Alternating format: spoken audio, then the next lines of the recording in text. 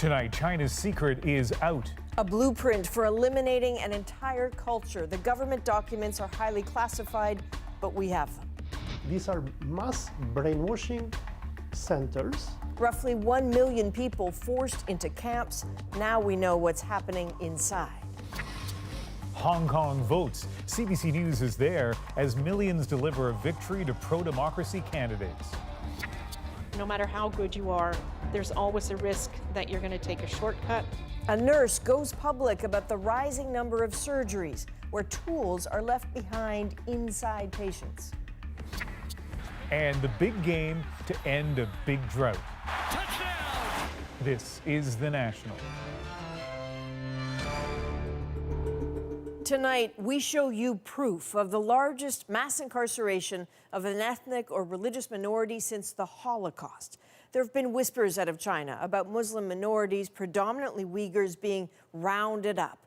Now there's a crack in China's wall of secrecy.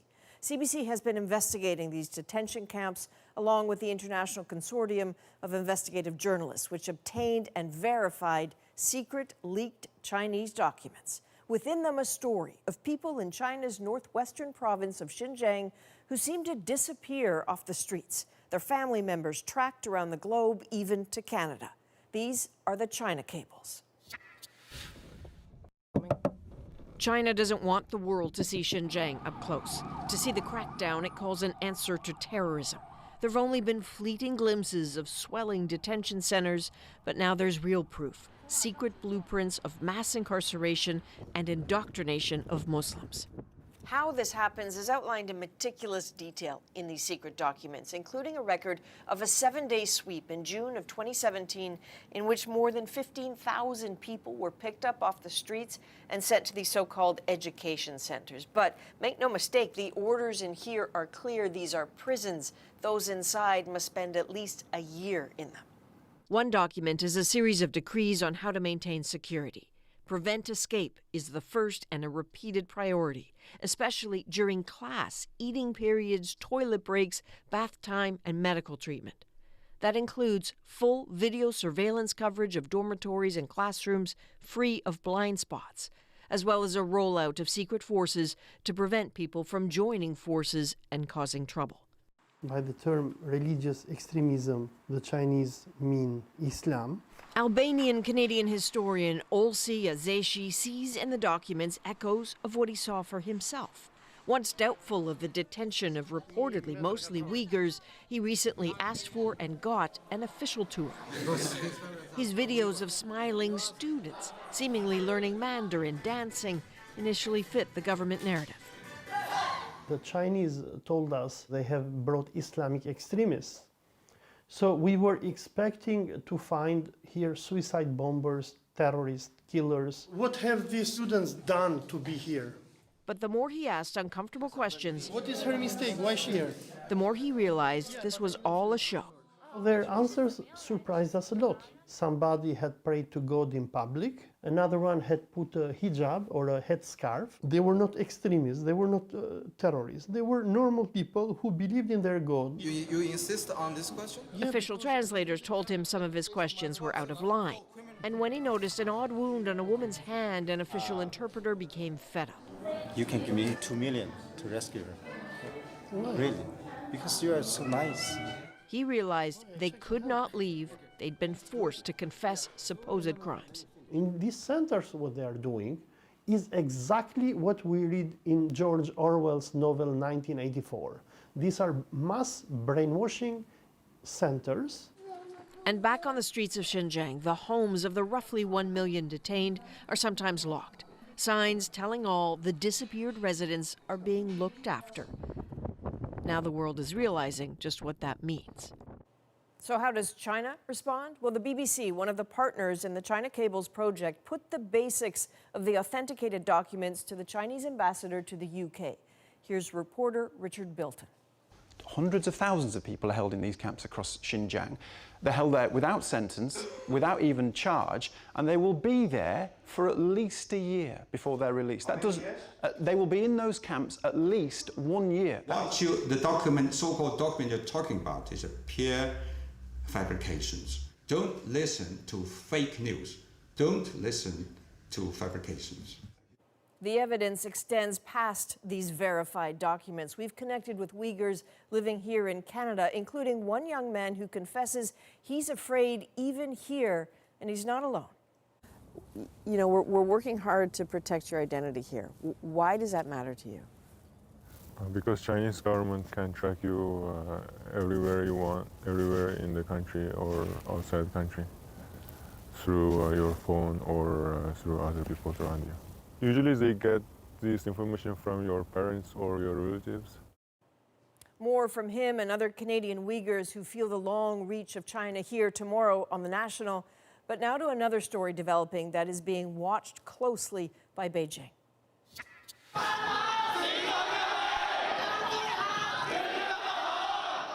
In Hong Kong, a seismic political shift. Local elections, normally a pretty sleepy affair, saw supercharged turnout, landslide victories for the pro-democracy camp, and cratered support for pro-Beijing lawmakers. In Hong Kong, watching the story is Greg Rasmussen. So, Greg, it's Monday there now. It looks like the political landscape has really changed. Adrian, these results are incredibly dramatic. The pro-Beijing elements here were hoping to push back against the protest movement. Instead, it appears pro-democracy forces have pulled off a major victory, and signs of that began early. Throughout Election Day, long lineups. In the end, voter turnout records were smashed by people eager to have their say. When we have an opportunity to vote, we have to vote. It's really important. It represents the people's voice. Democracy and freedom will eventually win. This voter, born in the United States, cast his first ever ballot as a new Hong Kong resident. It feels good, yeah, as it did when last time I voted in the U.S. as well. The vote comes after months of civil unrest, with fierce battles between police and protesters on the streets and at university campuses. More democracy at higher levels of government and police accountability are two key demands of the pro-democracy camp. Those elected in these low-level local elections won't have a great deal of power to make change. But it was the first opportunity since the clashes began to measure public opinion at the ballot box. This election is widely being seen as a referendum on the government and particularly how it's conducted itself in recent months. This Canadian political scientist is in Hong Kong doing research. She says this election and its impact on the city's future within China will have a ripple effect on Canada. There are many other people who went to school in Canada, in high schools and universities, and have a real feeling of attachment to Canada. And I think that we should be concerned about their well-being and their rights and freedoms. So, Greg, what happens to either the protesters or the government from here? Well, this large win for the reformers further erodes the credibility of the higher level of government here, the pro-Beijing Legislative Council. Now, the pro-democracy movement is suddenly in a much stronger position in terms of its legitimacy. But the key question is, will leaders in Beijing tolerate a more liberal, a more democratic Hong Kong inside communist China? Adrian? All right, thanks, Greg. That's Greg Rasmussen in Hong Kong. CBC News is rolling out a series of special stories examining China's expanding influence this week in a project we're calling China's Power. We kick off our series with a look at China's ambitious plan to circle the globe with Chinese-built and financed infrastructure. Tune in right here on The National tomorrow night at 10 p.m. local on CBC TV and CBC Gem. Now to our ongoing Go Public investigation into surgical equipment mistakenly left inside patients. More people are sharing their stories, and a longtime OR nurse tells Rosa Marcatelli it may keep happening because surgical teams are under pressure and sometimes in a rush. A Go Public story on the alarming number of medical devices left inside patients after surgery brought it all back for Tracy Ann Wallace. After a partial hysterectomy a few years ago, she was in a lot of pain and noticed an awful smell. It landed her back on the examination table at her surgeon's office. She put her gloves on, and when she put her gloves on and reached in, she took out a glove and 2 sponges. Now, veteran surgical nurse Bev McLean is speaking out, telling Go Public cases like that are a direct result of medical staff being pressured to rush surgeries. Like several other provinces, Ontario's health ministry caps funding for certain surgeries, no matter how complicated the case. The faster you go in any procedure, no matter how good you are as a team, there's always a risk that you're going to take a shortcut or that you might miss a step or you're doing two steps at the same time. Medical objects left inside patients is considered a never event, meaning there are enough safety measures in place that they should never happen. Since 2011, surgical teams have been required to count medical equipment, everything from clamps to sponges after a procedure. Yet the number of incidents keeps going up, more than 550 over the last 2 years. Health Canada tells Go Public it's a provincial problem. Not the case, says a patient advocate. This is a national public healthcare crisis. They need to stop being silent about it and actually acknowledge that it exists. In Toronto and Ottawa, what are called OR black boxes, similar to the ones in airplanes, are being used in operating rooms, a window on what can go wrong. The developers say so far what the boxes recorded show an average of more than 130 audio distractions per surgery, loud noises, irrelevant conversations, and doors opening and closing that could be leading to medical mistakes. It shouldn't be happening, and we need to, tend to it. In Wallace's case, the surgeon apologized, only telling her it shouldn't have happened. Years later, she's still wondering how it did. Rosa Marcatelli, CBC News, Calgary. Our Go Public stories come from you, so if you have a tip for Rosa and the team, send an email to gopublic@cbc.ca. The information of thousands of kids in care could be at risk in Manitoba after a child welfare agency was hit by a ransomware attack. As Marina von Stackelberg tells us, the RCMP has been called in.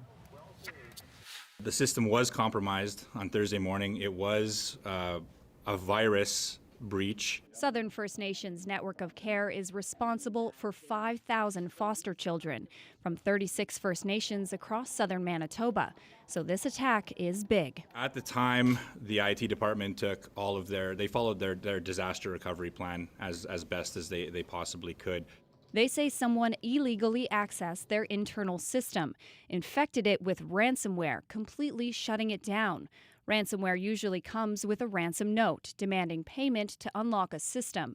In this case, that system is essential. So it's used for documentation, it's used for communication, it's used for processing financial information. They say they're working to make sure foster parents get paid.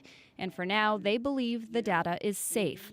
They just can't access it. We don't believe that it was compromised, but it is under investigation, and we've been asked to stand back from it at this time in order for them to make sure that all the data is safe and sound. As RCMP investigate, Southern First Nations Network of Care says it can't answer questions about who could have done this, how they got into the system, or when it might be back online. The province, in a statement today, said it found out about the attack late on Friday. The Manitoba Advocate for Children and Youth calls the situation extremely concerning. Marina von Stackelberg, CBC News, Winnipeg. And ransomware attacks are on the rise. A number of Canadian governments and businesses have been hit this year alone. Why can't I see pro? The government of Nunavut is still recovering after a ransomware attack on its system earlier this month. And in September, 3 Ontario hospitals said they were hit too. The attack made healthcare records harder to get access to, bumped up wait times, and took email systems offline.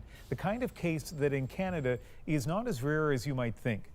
A recent survey of Canadian businesses revealed 88% had experienced a data breach in the past year. 14% of those were ransomware attacks. Tomorrow, government lawyers will fight to delay what could be billions of dollars in compensation for First Nations children. A human rights tribunal ordered the payout in September during the election campaign. And Justin Trudeau caused a stir when he announced plans to block it. Olivia Stefanovic shows us who is caught in the middle. I'm so proud of you. Gia Augustine knows she has to be there for her nephew Jeremy more than ever before. Please tell me you love me. Jeremy needs around-the-clock care. He has cerebral palsy, autism, and other health conditions. The federal government initially tried to only cover a fraction of Jeremy's support costs until his mom, Marina Beadle, took Ottawa to court. There's my Marina. Beadle died earlier this month. Augustine is taking up her cause to get compensation for Jeremy. He's covered by a recent Canadian Human Rights Tribunal ruling that ordered $40,000 for each child affected by the on-reserve child welfare system, and to any First Nations child denied access to full government services. It's what Marina wanted. It's what my nephew's going to need. But tomorrow, the government begins a legal fight against the order to pay, saying it wants to make amends differently.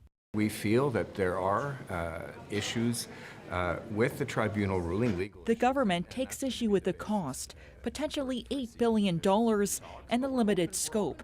It only covers cases since 2006, leaving out kids affected after the 60s scoop ended in 1991. There are a lot of people who would be unfortunately on the wrong side of that date and not dealt with in a fair way. The government wants to settle the entire matter outside of the tribunal, possibly through a class action lawsuit that's already underway but hasn't been certified. I can't believe I'm still going back to court 13 years after this thing was filed.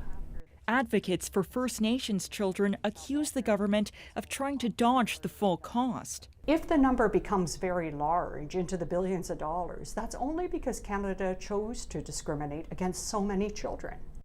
Families say justice has already taken too long for the tens of thousands of children affected. Olivia Stefanovic, CBC News, Ottawa. Here's some other stories we're watching tonight. U.S. Supreme Court Justice Ruth Bader Ginsburg home from hospital. She was admitted Friday for chills and fever. The 86-year-old has previously been treated for lung, colon, and pancreatic cancer. Her health is watched closely because a vacancy would allow Donald Trump to appoint a replacement.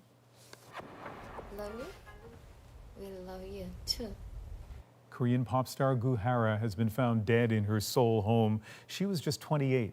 In May, she was hospitalized after posting an Instagram message that said goodbye. Last month, another K-pop star died of an apparent suicide. Both singers had complained of cyberbullying. And the weather is complicating the fight against Australia's wildfires. Officials say Victoria's Great Dividing Range is as dry as it would be in January or February.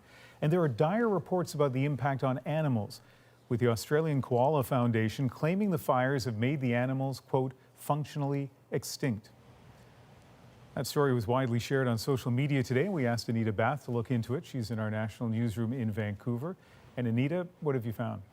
Ian, there's no doubt koalas are in danger. We've known that for some time. And these wildfires are certainly making the situation worse by destroying much of their habitat. But some say calling it functional extinction is a bit extreme.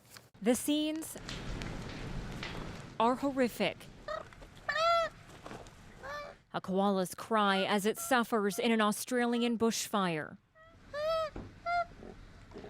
But despite claims made by the nonprofit, koalas aren't disappearing entirely, according to experts. So functionally extinct means that there aren't enough koalas left to reproduce. Simply not the case, she says. There are koalas in areas that we don't even know about. Which makes counting all of them impossible. Koalas cover a huge range. In some areas of Australia, they're still doing fine. In some areas in southern Australia, they're considered to be overabundant. And in some areas, they're definitely on the way to functional extinction. They may even be locally extinct. The same nonprofit that raised the world's alarm about the koalas also says 80% of the koala habitat in Southeast Australia has been destroyed, killing up to 1,000 of them. But the concern from outside researchers is that claiming the situation is even worse than it is not the way to help the already suffering koala population. Ian? Anita Bath in our national newsroom in Vancouver. This weekend, Halifax was swimming with global power players for its annual International Security Forum. Top brass, statesmen and security experts exchanging ideas on peace, chaos, and conflict. And the keynote speaker today was the former president of Ukraine, Petro Poroshenko. Events in Ukraine aren't just a critical security concern across Europe. They are, of course, at the heart of the impeachment drama in Washington. For Poroshenko's message today aimed at the world and Washington, here's Murray Brewster. In Halifax, Ukraine's former president reminded the world his country is still at war and who is responsible. Don't allow Putin to destabilize us. But Petro Poroshenko could not avoid the impeachment war in Washington. I met Giuliani twice in my life. He acknowledged having a 2017 meeting with Rudy Giuliani, President Donald Trump's personal lawyer and political fixer. He didn't ask for anything in return, just for the record, no? Look, I cannot imagine this type of talks with me as a president of Ukraine. So there was he never raised Burisma, he never raised the Bidens? Definitely not. Trump is accused of leaning on Poroshenko's successor, Volodymyr Zelensky, to launch an investigation to damage a Democratic rival, Joe Biden. The withholding of military aid was leverage. When President Zelensky brought up U.S. military support and noted that Ukraine would like to buy more Javelin anti-tank missiles from the United States, Trump responded by saying, "I would like you to do us a favor, though." Zelensky wanted more of these, Javelins, the highly accurate tank-killing missiles whose presence appears to have tipped the balance on the long-frozen battlefield in eastern Ukraine. Russian tankers refuse to sit in the tank because, Ukraine has a Javelin. And our numbers of casualties significantly reduced. And that is significant, allowing for Ukrainian forces and Russian-sponsored separatists to pull back at 3 points along the front and prepare for the resumption of peace talks. It's a pretty significant step. More importantly is that it gets us to the point and we can sit down. But for the Ukrainians, the Trump impeachment and the withholding of military aid have been huge distractions for them, Washington, and the West. Murray Brewster, CBC News, Halifax. Now that public hearings have wrapped up in that impeachment inquiry, the Democrat in charge is talking about what comes next. As Katie Simpson tells us, Adam Schiff says there's already lots of evidence to implicate Donald Trump. In the weeks after Donald Trump put a hold on hundreds of millions of dollars in aid for Ukraine, the White House tried to justify the decision after the fact, according to the Washington Post, which says the effort was detailed in emails. It's another setback for the president as Democrats vow to press on with their impeachment investigation. The evidence is already overwhelming. The Democrat overseeing that investigation hit the Sunday political talk show circuit, saying the probe will move forward, even though key witnesses, including former National Security Advisor John Bolton, have not yet agreed to testify. He will have to explain one day, if he maintains that position, why he wanted to wait to put it in a book instead of tell the American people what he knew when it really mattered to the country. Schiff won't try to force Bolton to come forward because the court process to make that happen could slow down impeachment by weeks, if not months.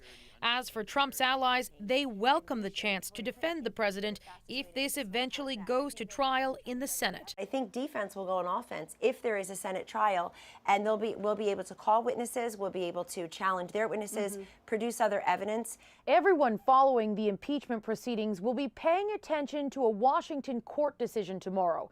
A judge will rule whether a former White House lawyer will be forced to testify before Congress on another Trump-related matter. If so, the Democrats could point to that ruling and urge John Bolton to cooperate. Katie Simpson, CBC News, Washington. We have much more news ahead on The National, including a great weekend for Canadian sports fans. Up next, we'll take you to Calgary, where somebody's Grey Cup drought is coming to an end. And in tennis, a look at Team Canada's historic journey to the Davis Cup finals today. We'll be right back.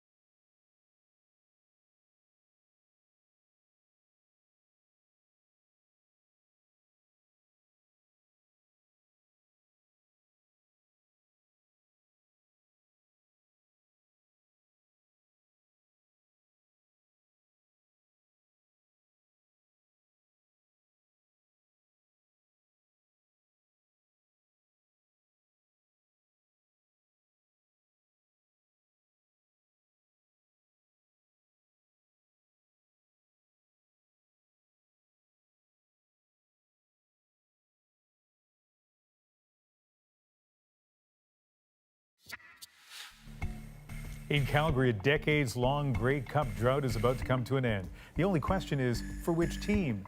Neither the Hamilton Tiger Cats nor the Winnipeg Blue Bombers have won since the 90s. Tonight, they're going head-to-head in the CFL's 107th Grey Cup. Aaron Collins is just outside the stadium tonight, and Aaron, both teams hoping to hand their fans a win worth waiting for. Yeah, they are, Ian. They're calling this the Drought Bowl. Two teams that haven't won a championship in a long, long time, meeting on this field behind me. So a lot's on the line, but the CFL, the Grey Cup, uniquely Canadian league, uniquely Canadian event, as much about the party as it is about the actual game. It's actually a place where even the harshest of rivals can meet for a beer and a laugh. This is the Grey Cup Calgary style. No team in the big game this year, but happy to celebrate with those that do. Calgary has thrown one heck of a party. Couldn't ask for a better turnout. The weather is phenomenal for a Grey Cup. Like, excellent. The Zeton brothers drove here from Winnipeg full of hope despite their team's drought. It's been terrible. Well, but hey, they're our boys. Got to keep supporting them year after year, and this is going to be the year. This is our year. Time to win. Of course, Tiger Cat fans arrived just as hungry for a win, but here today, even rivals can become fast friends. Number one all year, number one tonight, baby. It's friendly competition until Lawrence hits Caleros again. The Grey Cup, a uniquely Canadian experience where teams that aren't even playing are represented, and no matter how much is on the line on the field, everyone is welcome off of it. Holy Magana! Tigers! Eat 'em raw! Woo! Thanks, Aaron. Aaron Collins outside the Grey Cup championship game in Calgary tonight. So the Grey Cup is always a big deal, but can we acknowledge another sport having a Canadian moment? This week, Canada's tennis stars had their first shot ever at the Davis Cup. Just to qualify requires a bench with a lot of talent. Shannon Martin shows us what that looked like. An impossible dream that almost came true. This is big league tennis from Shapovalov. The world's best, veteran Rafael Nadal of Spain kept on his toes by a superstar in the making. Canadian Denis Shapovalov scrapped to stay alive, but ultimately Nadal, a beast on the court, captured the title for Spain in front of a hometown crowd. It's always tough getting so close and losing, but they put an amazing effort in. All week, the Canadian team surprised and impressed. This remarkable ride continues. Capping off what's been an epic year for Canadian tennis. Who can forget this?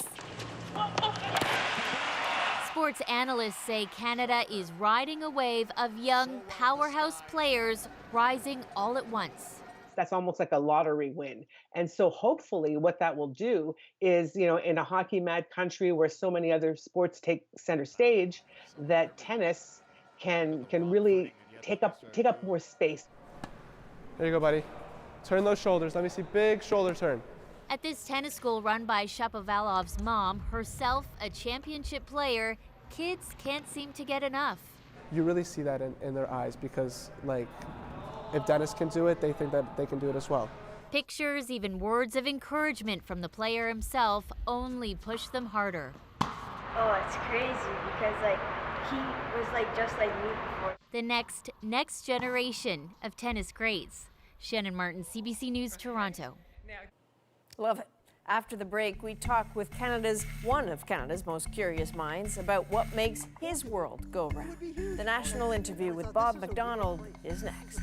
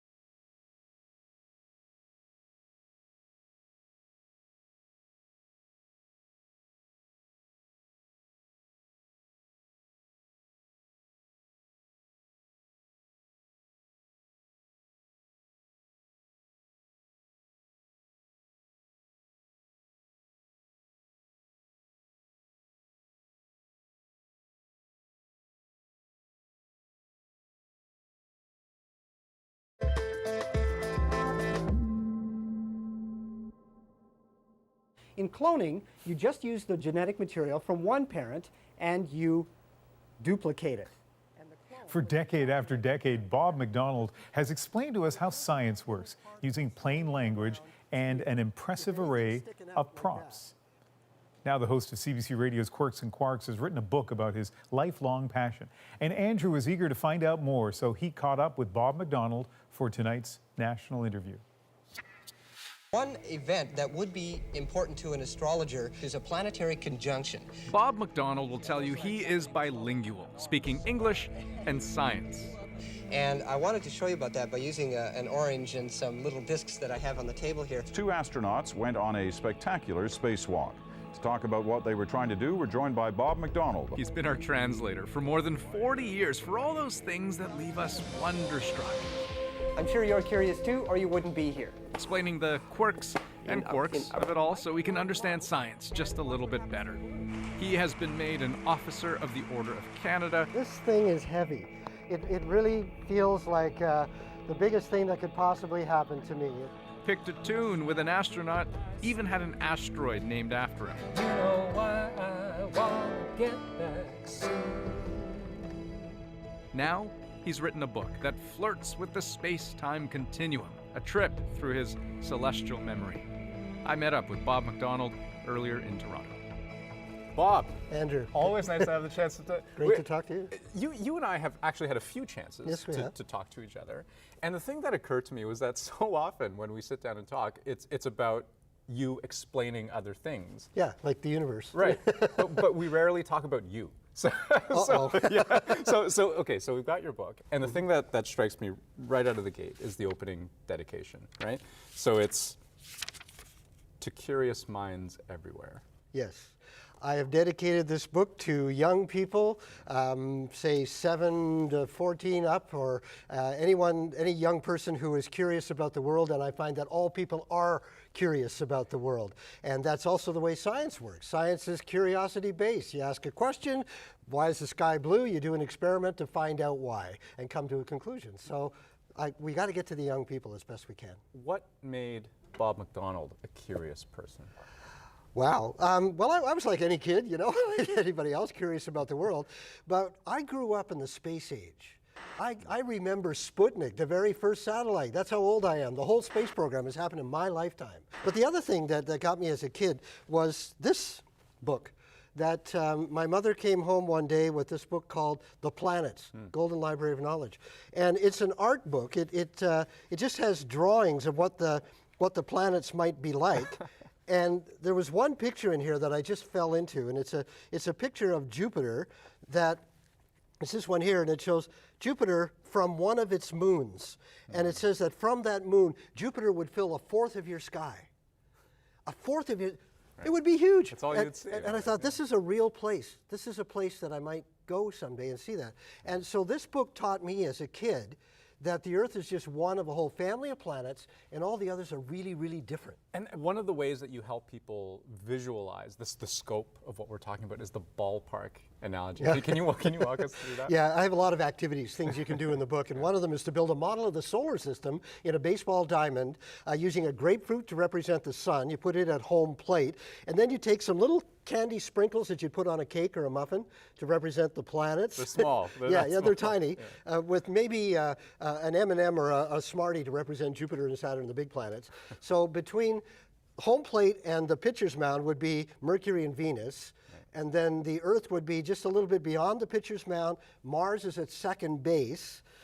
Jupiter is almost at the wall in the outfield. Like there's a big, big difference out to Jupiter. Saturn, I think, is up in the top tier of the stands. Wow.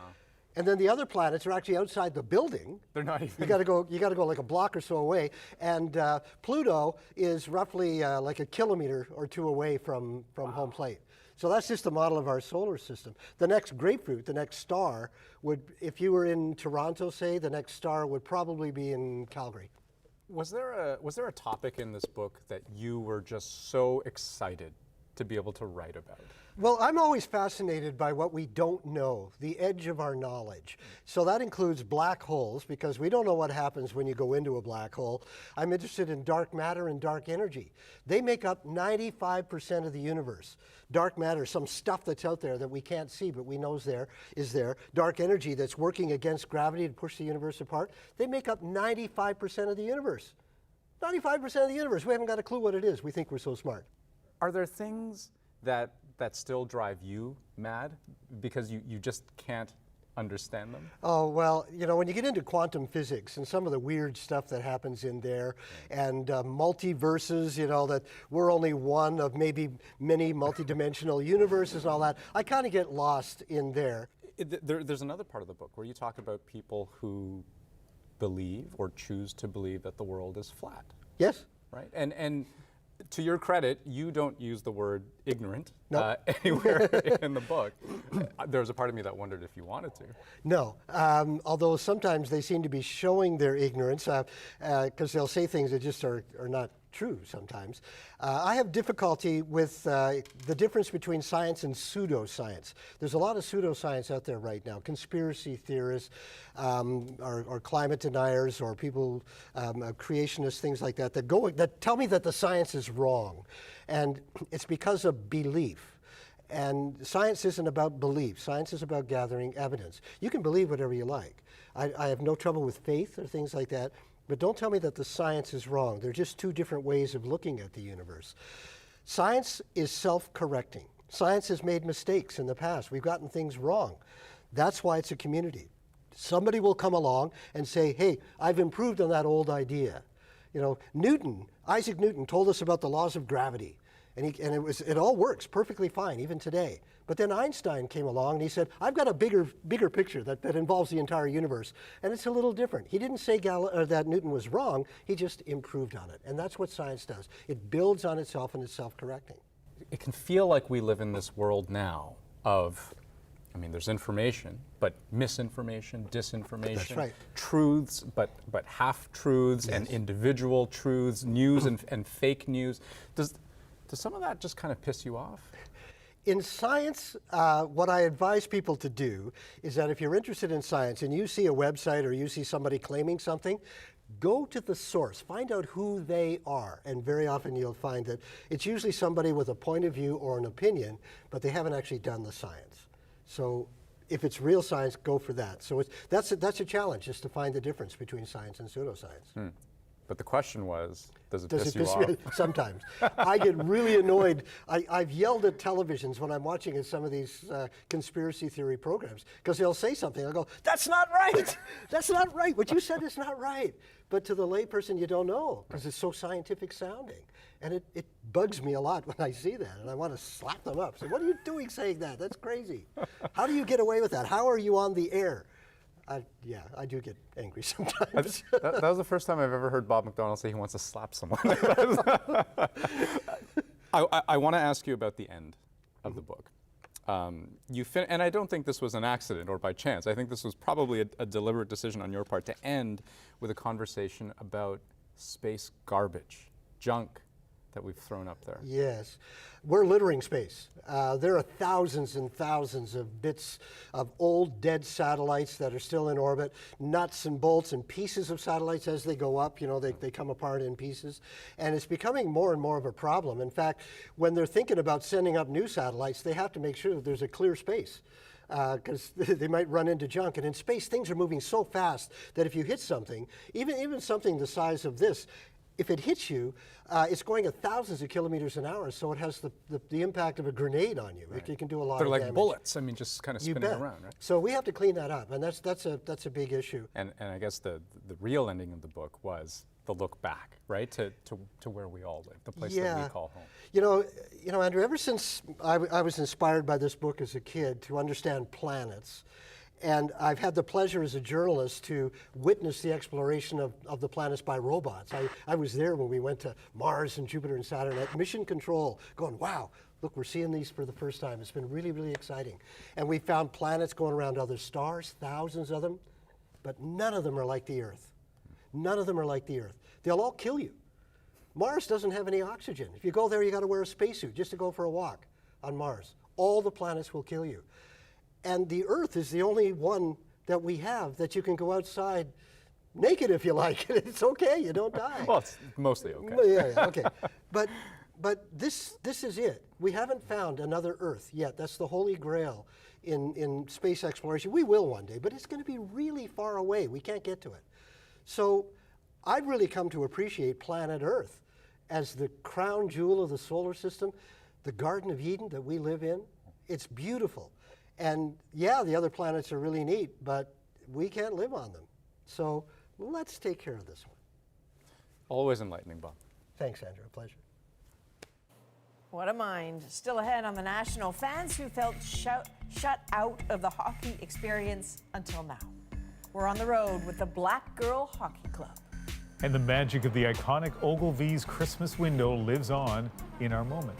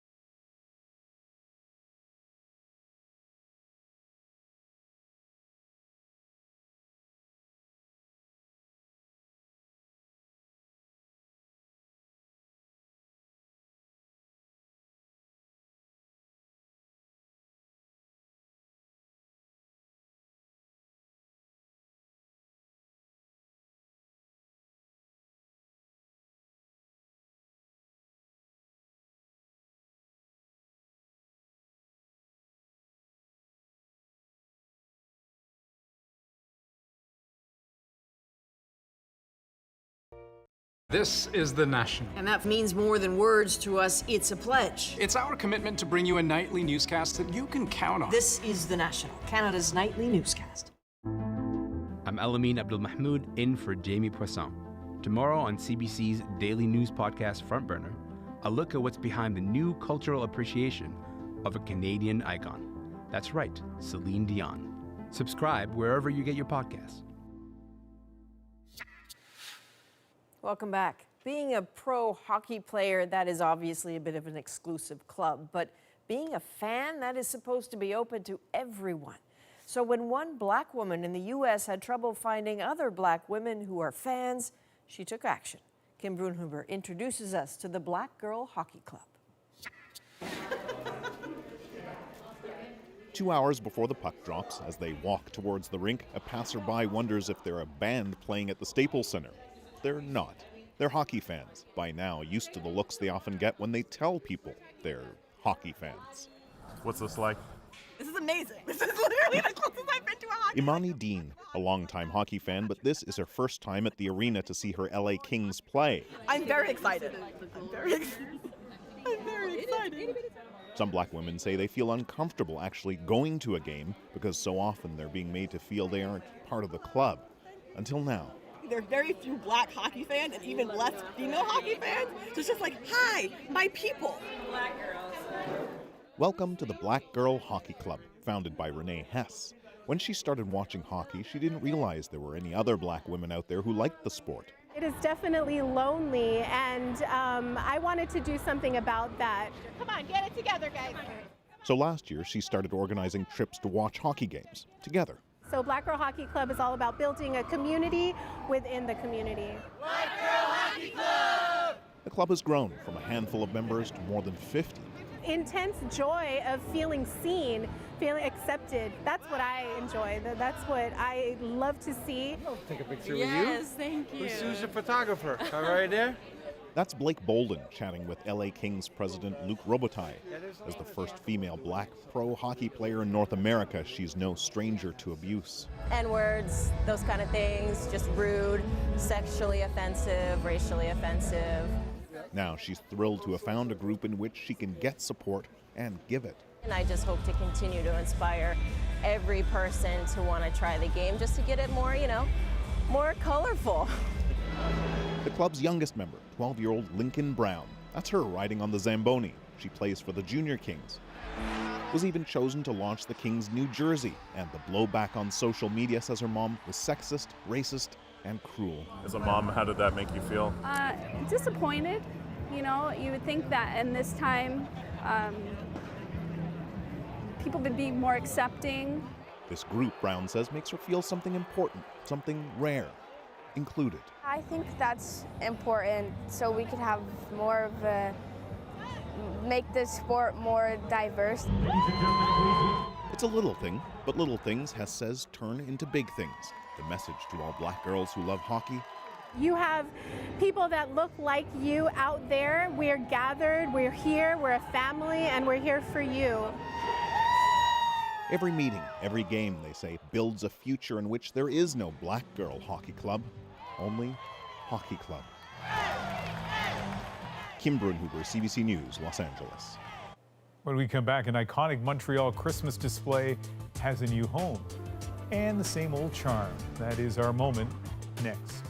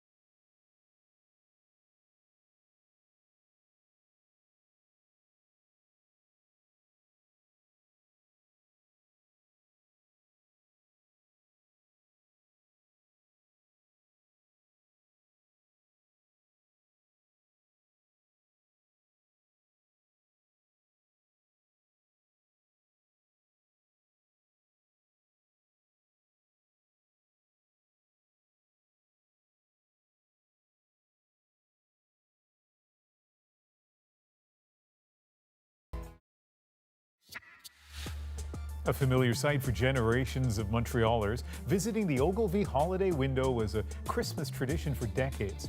Now the seasonal landmark has been carefully preserved in a new home. Instead of drawing shoppers into the landmark department store, the display is now in a museum. The effort to keep a 70-year-old Christmas tradition alive is our moment. This is the power of social history. You know, the full feeling, exactly what was the actual feeling when it was in front of Ogilvy. I think what's really special about those Christmas windows, pretty much as, you know, it's the case for any kind of tradition, including Christmas traditions, it actually brings generations together. For the second year in a row, my other son asked to come take a look at the McCord Museum window. So we try to carry on the tradition. It's something I grew up watching and, you know, participating in as a child, and I think it's a nice cultural experience here in Montreal. I just went back to my childhood. I felt like, okay, if I had something like that when I was a kid, I'm really happy to see that. You're standing in the cold, but this is the Christmas flavor of it, so we love it. Yeah, I mean, it totally brings back memories, not just of Montreal, but in Toronto. I remember sort of measuring my age as the more of the window I could see downtown. But it's amazing that the stores may not survive, but this tradition does. Yeah, I was looking at this description that the owner of Ogilvy's had almost 100 years ago, and he said his store has every device known at the present time for the convenience of the public. So this is kind of a throwback to that golden era of the department store. And I've been getting tweets from people right across the country, not just those Simpson or Bay windows here in Toronto, but really every city has its or almost every city has its iconic Christmas display. Yeah, it's one of our few shared experiences. Yeah, that is the National for Sunday, November the 24th. Good night. Good night.